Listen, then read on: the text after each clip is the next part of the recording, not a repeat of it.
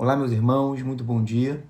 Nós estamos hoje finalizando o estudo do livro de Zacarias. Esta é a terceira aula, onde na última aula nós tratamos sobre as visões noturnas de Zacarias, que eram profecias que tinham muito a ver com o seu tempo, muito embora também tinham profecias que apontavam para o futuro, sendo que hoje a gente vai tratar do capítulo 9 ao capítulo 14, que são profecias basicamente voltadas para o futuro, para a vinda do Messias, que já ocorreu, e para a sua segunda vinda, o seu retorno à Terra.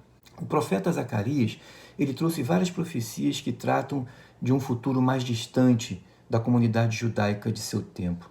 Do capítulo 9 ao 14, como falamos agora há pouco, há dois grupos de profecias. O primeiro revelou que Deus traria bênçãos para Jerusalém por meio da linhagem de Davi. Alguns consideram como o grande futuro messiânico. O segundo grupo revelou que Deus manifestaria as promessas feitas, apesar dos constantes pecados do povo de Israel, no caso, o povo de Judá que a gente está tratando. Alguns consideram esse período como a plena realização do reino de Deus. Zacarias é muitas vezes referido também como o mais messiânico de todos os profetas. Ele é um dos livros mais citados no Novo Testamento, depois de Ezequiel. Ezequiel ainda é bem mais. Alguns intérpretes atuais acreditam que, originalmente, havia dois livros. Um primeiro que foi escrito do capítulo 1 ao capítulo 8, que trata que na verdade é o período da juventude de Zacarias, e o outro do capítulo 9 ao 14, que nós vamos tratar agora, onde fala de um Zacarias, na verdade, mais adulto. Zacarias estaria com bem mais idade. Portanto, o que alguns acham é que teria havido dois escritos, ok? Inclusive, a corrente talvez mais aceita é que esse livro tivesse sido escrito, a segunda parte que nós vamos tratar hoje, 9 ao 14, no ano mais ou menos 168, que é o período dos Macabeus, ok? Não se sabe ao certo, mas sabemos que há um livro onde nós temos dois grandes momentos, um onde se passa 30 anos antes e o outro 35 anos depois, que é o capítulo 9 ao 14. Portanto, se passam pelo menos 30, 35 anos entre a primeira parte e a segunda. Vamos falar agora sobre essas duas sentenças, ou os dois grupos de profecias.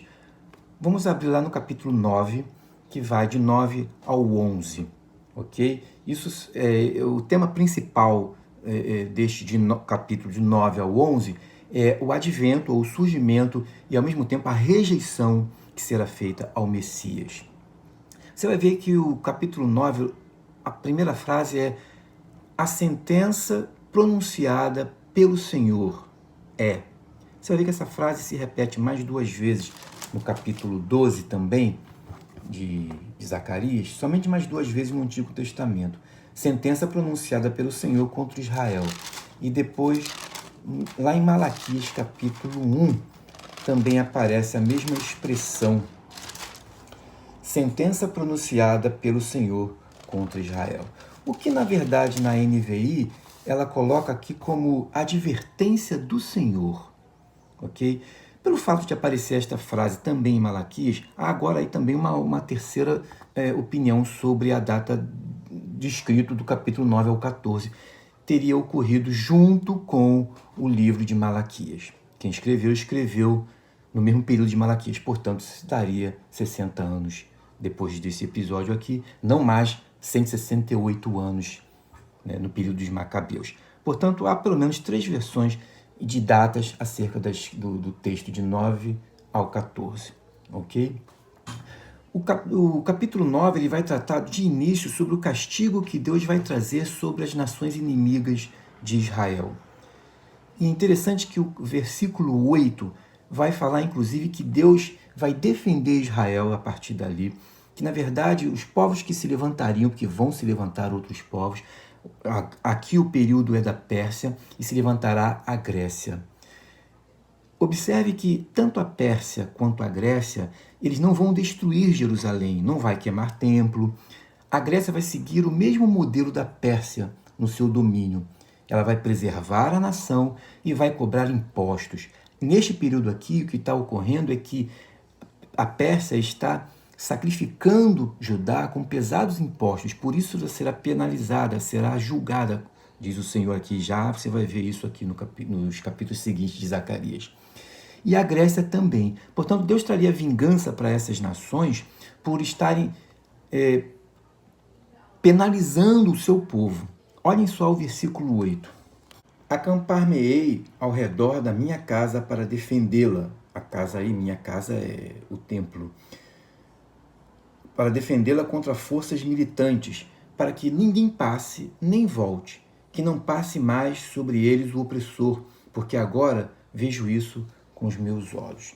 Deus está revelando aqui no versículo 8 que Judá e Israel ficariam livres definitivamente de seus inimigos, inclusive impedindo que a Grécia, quando surgisse, na verdade, a Grécia já existe, ela ainda não está no seu pleno domínio, isso vai ocorrer mais tarde, evidentemente, ainda é o período da Pérsia, mas quando ela surgisse, ela também não destruiria Jerusalém e muito menos o templo do Senhor.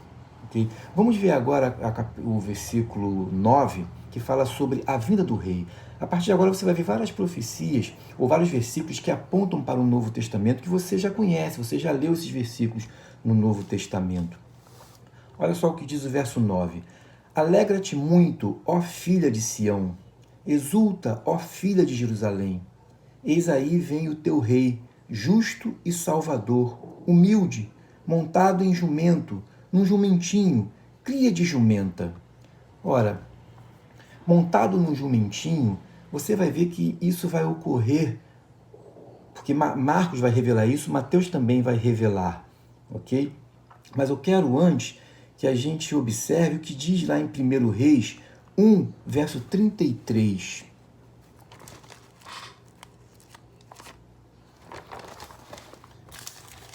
Foi desta forma que Davi fez com que seu filho, Salomão, entrasse em Jerusalém como rei. E sentado em jumentinho significava paz, reino de paz. Por quê? Não mais em cavalo, porque cavalo lembra guerra, principalmente naquele período. Davi construiu o seu reino e trouxe paz sobre Jerusalém depois de dominar todos os seus inimigos. Quando Salomão herda o trono, ele herda o trono de um país já consolidado, com seus inimigos já assentados, inclusive, debaixo dos pés de Israel naquela ocasião. De maneira que entrar sentado para buscar a coroação num jumentinho significava momento de paz, porque toda a guerra já tinha ocorrido, do contrário teria que ser num grande cavalo. Mas agora não, é num jumentinho, porque a paz já está consolidada, ok? Olha o que diz o capítulo 1, verso 33 de 1 Reis aqui. Disse-lhes o rei: tomai convosco os servos de vosso senhor e fazei montar meu filho Salomão na minha mula e levai-o a Giom, para ali depois ele ser coroado como rei. Observe também que aqui no capítulo 11 de Marcos vai fazer menção a esta passagem de Zacarias sobre a entrada triunfal de Jesus em Jerusalém.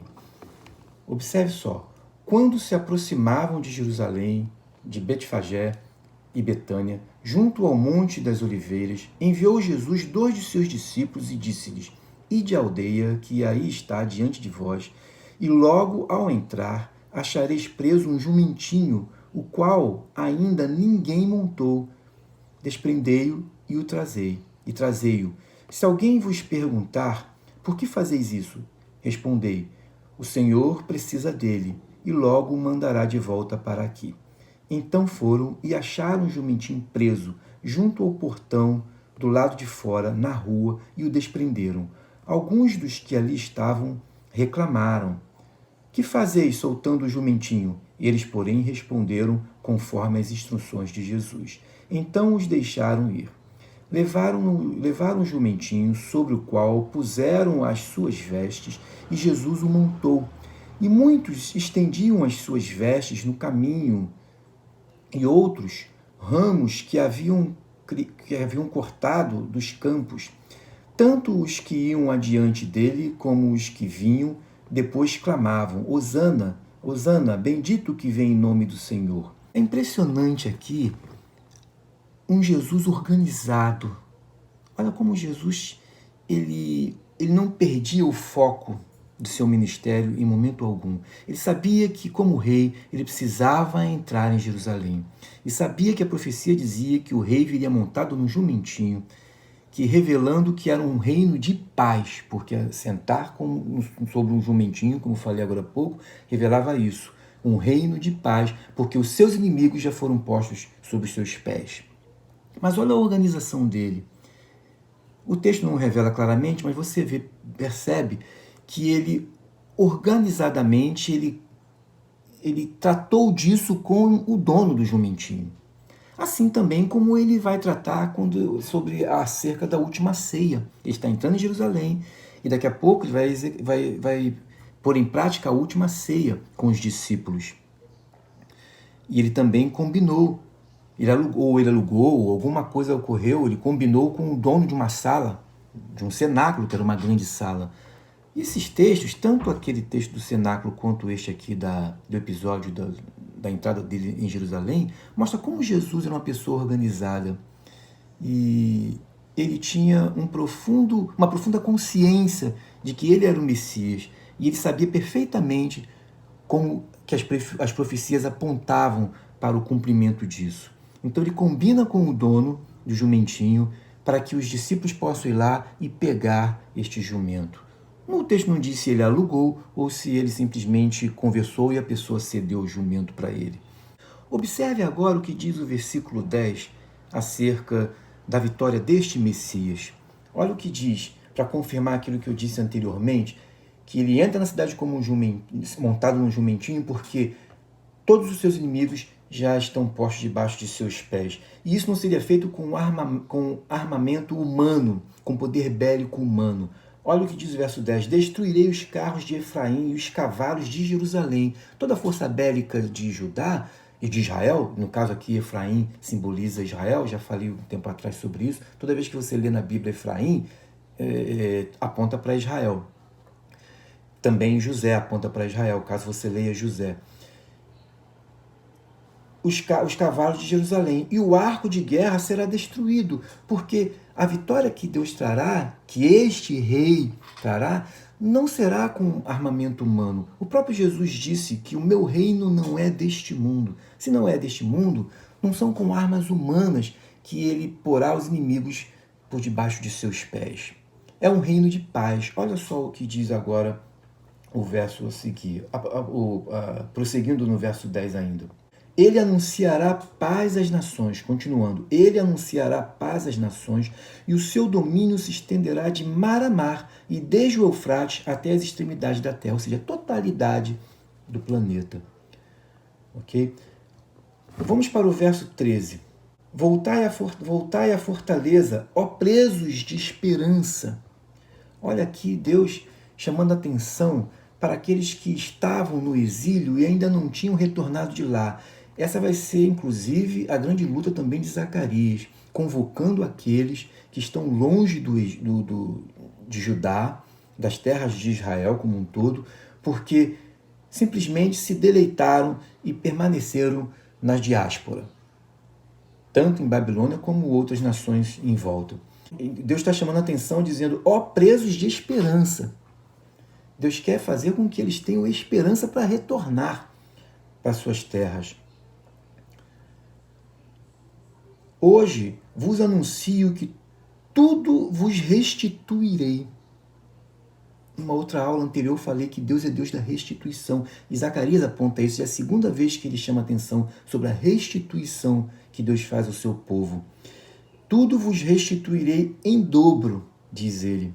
Porque para mim, curvei Judá como um arco e enchi de Efraim, suscitarei os teus filhos. Ele curva o arco de guerra e as flechas aí se tornam Efraim e Israel. É a união de Judá com Israel.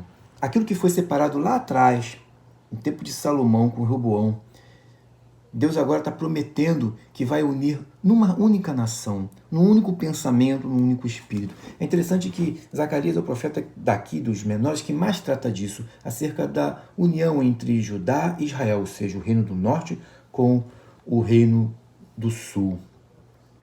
Entrando aqui pelo capítulo 10, você verá que é uma sequência imediata àquilo que finalizou no capítulo 9, falando sobre a união entre Judá e Israel. O rei, que no caso aqui é o Messias, Jesus, traria esta unidade, assim como Davi uniu a nação de Israel. A união da nação de Israel começou, evidentemente, com o rei Saul, mas que foi, de fato, Davi quem fez essa unificação de uma maneira muito forte. Saul também lutou por ela, mas é Davi quem vai, de fato, concretizar a união da nação de Israel. O norte sempre foi realmente separado do sul. Já falei também sobre isso aqui em aspectos culturais, principalmente, né? Mas agora, em Jesus, a nação seria unificada. É evidente que isso aqui aponta para realmente um momento escatológico, onde está tratando sobre a totalidade do reino. A plenitude do reino, a gente não vive ela ainda. Isso se dará, conforme a maioria dos estudiosos, e eu concordo com isso, não tem como discordar, com realmente a segunda vinda de Cristo para estabelecimento de seu reino, né? Pedi ao Senhor chuva no tempo das chuvas serôdias, chuva de primavera, que faz as nuvens de chuva, dá aos homens aguaceiro e a cada um erva no campo. Portanto, é Deus. A chuva vem de Deus, não vem de divindade alguma. Olha o que ele vai agora falar para Israel, do que eles confiavam antes. Porque os ídolos do lar falam coisas vãs e os adivinhos veem mentiras, contam sonhos enganadores e oferecem consolações vazias.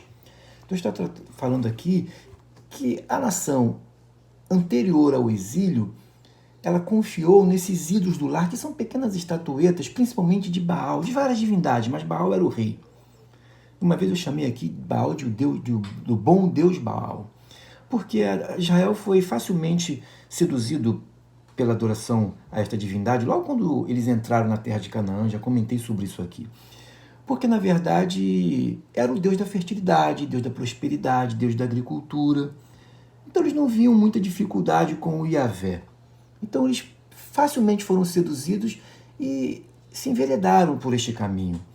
Só que isso fez com que eles fossem parar no exílio. Isso foi apenas o início e o processo foi se dando, depois também com muita prostituição, muita questão do abandono dos pobres. Tudo isso é pecado que o povo foi cometendo acumuladamente ao longo dos anos, até fazer com que ele fosse parar no exílio. Então Deus está chamando a atenção duramente para que eles não voltem a fazer mais isso. Quando a nação retornar para a terra da Judéia, que está ocorrendo, está vindo da diáspora para habitar a terra novamente, que eles não façam mais isso.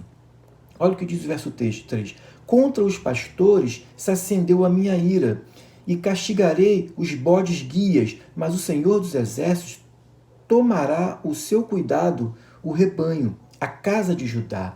Aqui são todos os pastores, tanto os servos de Baal como os servos do Senhor. Pastores, maus pastores, que daqui a pouquinho também vamos tratar desse pastor perverso, que levou o povo a pecar. Agora, olha a diferença do que vai tratar aqui sobre a pedra angular, que é do bom pastor.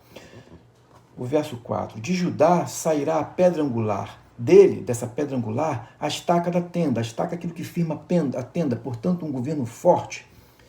Dele o arco de guerra. Lembra do arco de guerra já feito, que seria entre Judá e Efraim?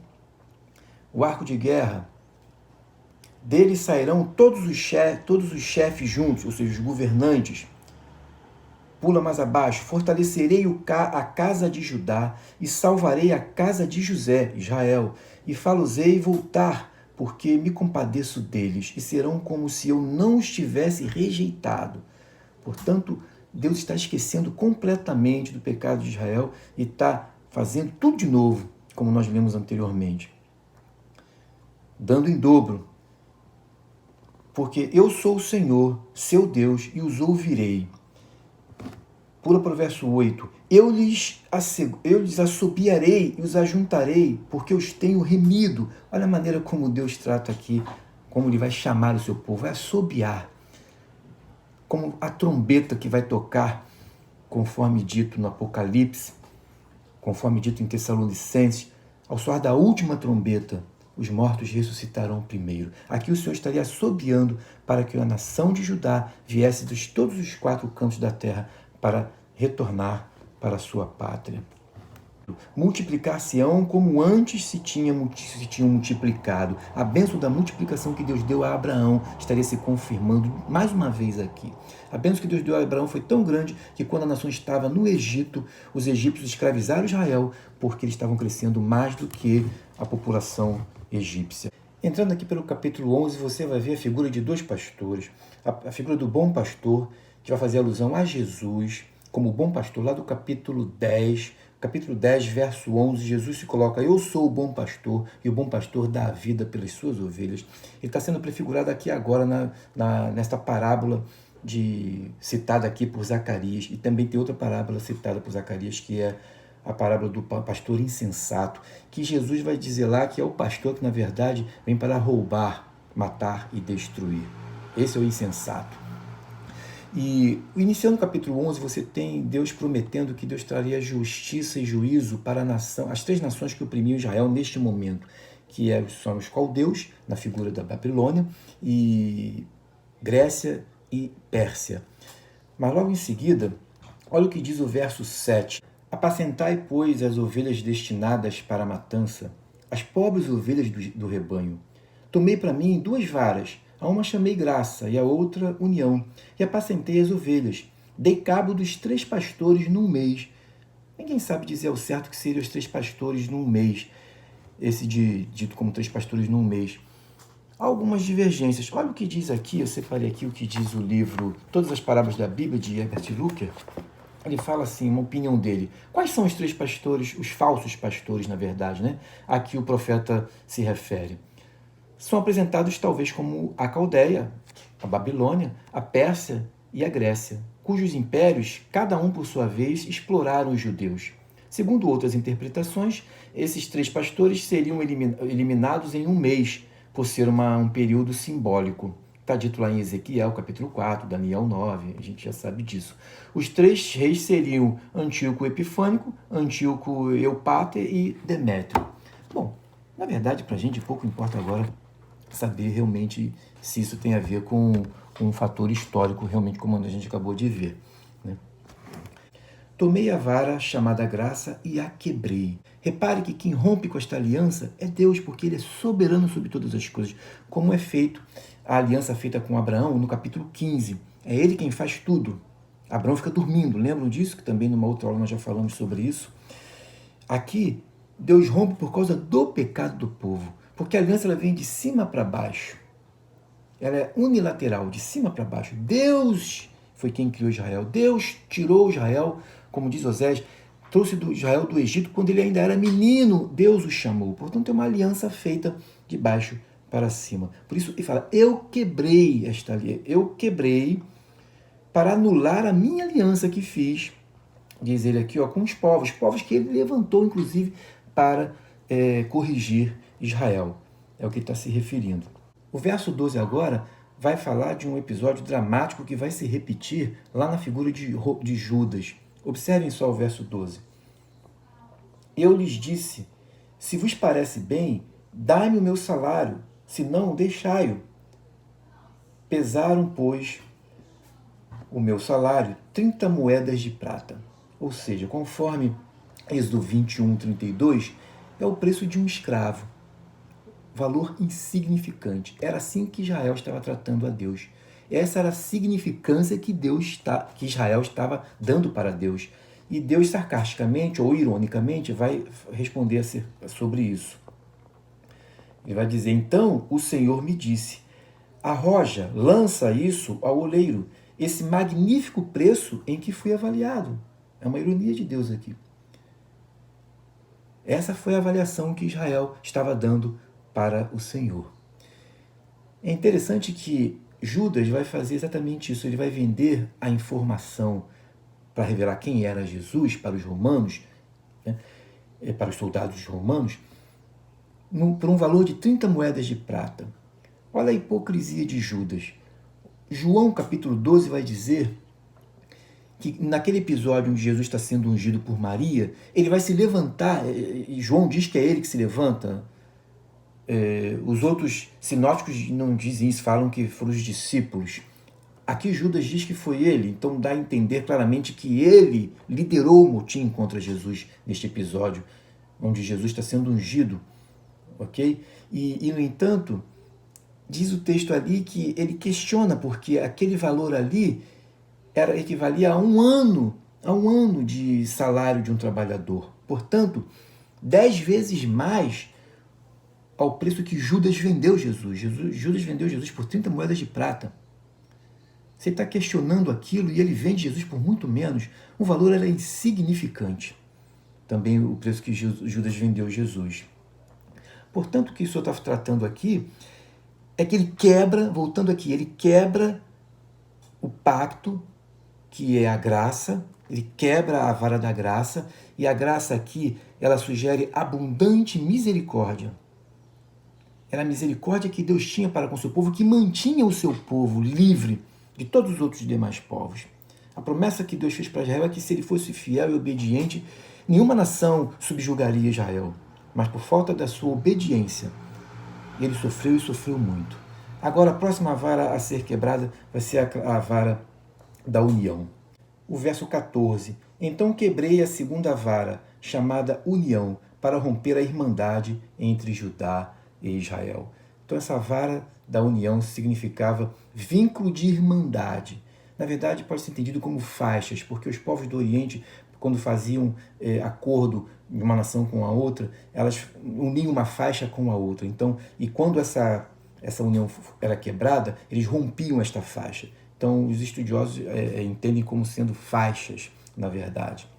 E acerca do pastor insensato, é provável que esteja, na verdade, se referindo a todos os pastores que se levantaram ao longo da história de Israel. Olha o que diz aqui: o Senhor me disse, tomai ainda os petrechos de um pastor insensato, porque eis que suscitarei um pastor na terra, o qual não cuidará das que estão perecendo, não buscará a desgarrada, não curará a que foi ferida, nem apacentará a sã, mas comerá a carne das gordas e lhes arrancará até as unhas. Olha que coisa terrível.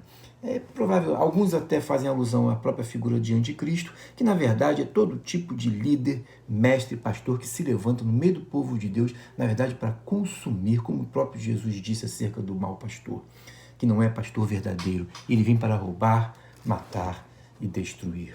Agora, a partir do capítulo 12 a 14, a gente entra na segunda sessão de profecias, que a gente chama também de segunda sentença. Que sentença é essa? A sentença do surgimento do Messias, do advento dele e da sua recepção. Na primeira sentença era surgimento, mas com sua rejeição. Agora o Messias será aceito, e você verá por quê. Jerusalém está sitiada por povos. E através de Jerusalém, Deus vai vingar também os povos. E depois dessa vingança, ele traria juízo. E o que sobrasse daí seria a bênção pura. E o texto do capítulo 14 vai falar sobre isso.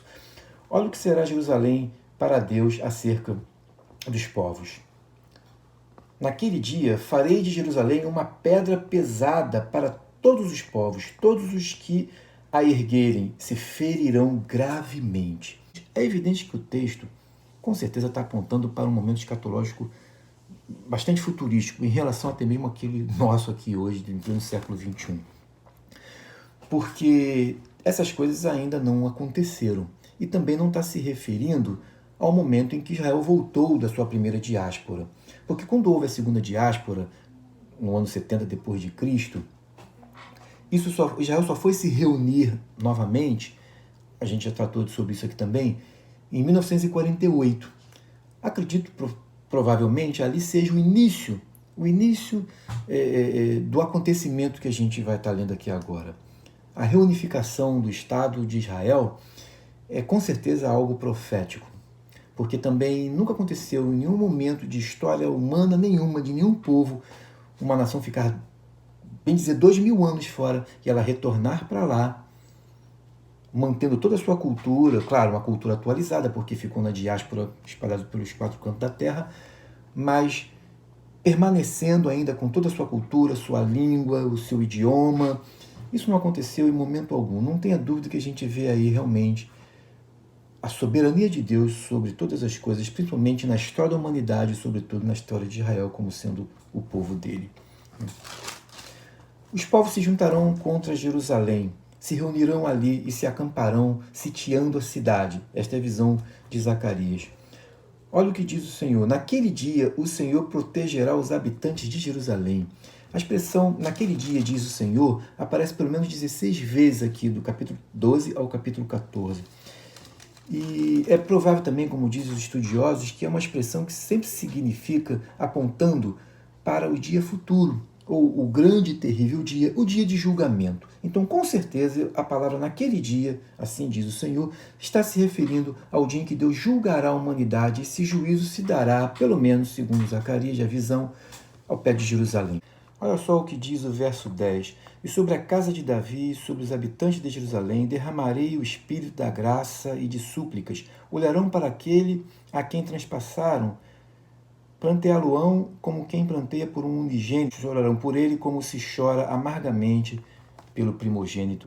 João 19:37 faz um registro sobre isso, ele faz alusão a este texto quando o soldado fere o lado de Jesus, ele registrou assim também, e eles verão aquele a quem transpassaram. Ele repete este verso falando sobre, assim diz a Escritura, eles verão aquele a quem transpassaram. E há um momento também em que Jesus, lá no capítulo 23 de Mateus, revela que a destruição de Jerusalém que viria no ano 70 da era cristã seria exatamente decorrência do pecado de Israel. E ele diz ali que Jerusalém, ele chora sobre isso, por Jerusalém, ele chora por 2 momentos, né? E nesse momento ele fala: Jerusalém, Jerusalém, tu que matas e apedrejas os profetas, e apedrejas os que te são enviados. Eis que eu sempre quis juntar vocês como a galinha junta seus pintinhos, mas vocês nunca quiseram. Eis que a vossa casa ficará deserta, até que digais bendito que vem em nome do Senhor.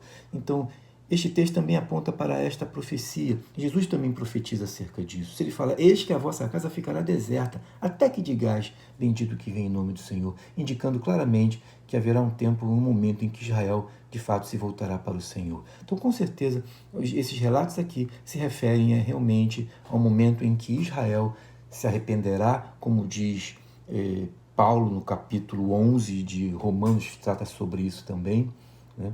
O capítulo 13, que fala sobre o pastor sendo ferido, é continuação do que a gente acabou de ver aqui agora, porque transpassaram o pastor de Deus, o pastor que está pastoreando, o pastor verdadeiro, o pastor que de fato dá a vida por suas ovelhas. Olha que momento dramático, como Zacarias relata isso. Desperta, ó espada, contra o meu pastor e contra o homem que é o meu companheiro, diz o Senhor dos Exércitos. Fere o pastor e as ovelhas ficarão dispersas. Jesus fala isso lá no momento da ceia. Ele diz isso para os discípulos. Ele repete, inclusive, Zacarias. Lembra que eu falei que Zacarias é um dos textos mais utilizados no Novo Testamento? Lá em Mateus 26, verso 31, Jesus diz assim: então Jesus lhes disse: esta noite todos vós vos escandalizareis comigo, porque está escrito: ferirei o pastor e as ovelhas do rebanho ficarão dispersas. Olha Jesus usando aqui Zacarias mais uma vez, né? E João 10, verso 18, eu quero ler também para vocês. Ninguém a tira de mim, pelo contrário, eu espontaneamente a dou. Tenho autoridade para entregar e também para revê-la. Este mandato recebi do meu Pai. Fiz questão de ler este versículo porque, olha o que diz, vou reler para vocês. Desperta o verso 7 do capítulo 13 de Zacarias. Desperta, ó espada, contra o meu ungido. Portanto, é uma ordem de Deus. Como eu falei um pouco agora atrás, o processo vem de cima para baixo. Ok? É Deus quem está permitindo que o seu ungido seja tocado. E Jesus, fiz questão de ler esse texto brilhante de Jesus, quando ele fala que é ele quem dá a vida, ele tem autoridade sobre si mesmo. Homem nenhum tem autoridade sobre Jesus. Ele entregou a sua vida. Isso não é um suicídio. Entregar a vida por amor à humanidade, para impedir que uma pessoa morra, isso não é considerado suicídio. Ele está entregando a sua vida voluntariamente. E ele diz aqui, e eu também a retomarei. Portanto, ele levantará da tumba pelo poder de Deus. Não haverá ordem humana nenhuma dando para ele, para que ele se levante. Ele se erguerá de novo, ressuscitará segundo a ordem de Deus. Portanto, é tudo controlado pelo Senhor. O pastor foi ferido, porque Deus assim permitiu, está tudo no plano dele. Ele é o bom pastor, que dá a vida por suas ovelhas, mas ele a retomará. Ele está falando sobre a sua ressurreição, dali a 3 dias. Portanto, é Deus no controle de todas as coisas. Ok? Vamos ao capítulo 14 aqui rapidamente. O juízo agora é sobre Jerusalém e seus opressores. Eis que vem o dia do Senhor, de novo a alusão ao dia do Senhor, em que os teus despojos se repartirão no meio de ti, porque eu ajuntarei todas as nações para a peleja contra Jerusalém. Olha aí a soberania de Deus, eu ajuntarei. E a cidade será tomada, e as casas serão saqueadas, e as mulheres forçadas. Metade da cidade sairá para o cativeiro, mas o restante do povo não será expulso da cidade. Ele sempre manterá um remanescente fiel. O verso 7, mas será um dia singular, conhecido do Senhor. Não será nem dia nem noite, mas haverá luz à tarde. Apocalipse capítulo 21, verso 25, capítulo 22, verso 5 também falam dessa cidade, que nela não haverá sol, porque a luz do Cordeiro iluminará toda a cidade.